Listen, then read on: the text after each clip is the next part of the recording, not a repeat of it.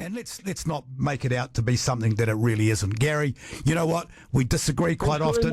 We disagree quite often, Gary, but I actually really agree with you, and I like our odd chats. So I appreciate it. Have a great weekend. Have a great weekend. Travers, good morning. Morning, Nick. Beautiful day out there. Shame you're stuck in the studio. I'm stuck not in the studio. I'm in the dugout. Trust me. Oh. But the countdown's on. We're nearly out. Parole's coming. Beautiful.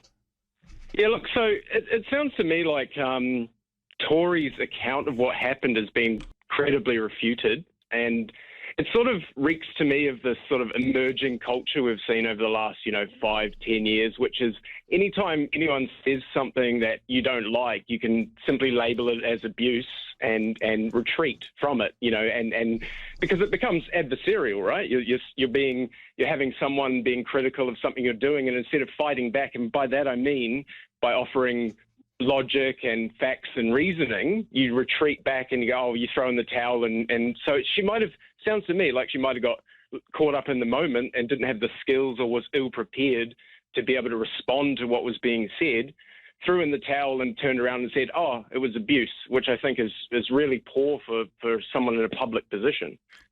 Or very least, Travis, inexperienced. Will we give her that one? Yeah, no, absolutely. I think for sure, but I think it takes a weak soul to turn around and label what sounds to me like reasonable criticism and no one was out of order.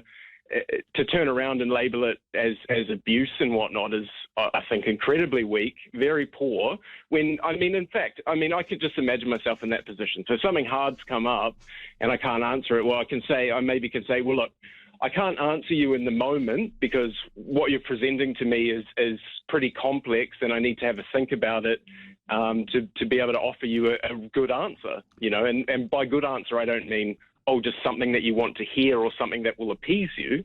The good answer is a direct answer to what you're asking or what you're saying. And Travers, if you ever listen to her on this show, she comes on once a month. She does that pretty damn well. She'll say, look, I don't know. I don't have that information. I'll find out and I'll get back to you. Now, does she do that? I don't know. Do people email in which she gets a response? I don't know that either. But I know that her intentions are good. It's a learning curve maybe. Right, yeah, and maybe she got flustered in the moment and couldn't, she sort of, I know it's not easy to stand up in front of a group of people for anyone unless they're, like, as you say, experienced and super seasoned and that type of thing. Maybe she got a bit flustered in the moment and she didn't know how to proceed after that type of input she was getting. And as you say, maybe that is just an experience. And then she goes on that damn thing called bloody, what is it called, Instagram. She's emotional. She's brassed off that she didn't get a point across. Goes on Instagram. A journalist, and a very, very good journalist, picks up on it, asks her for the story, and it carries on and it gets bigger. Travis, thanks for your call. Really nice to hear from you. Please call again. It was nice to have a chat. 16 minutes to 11.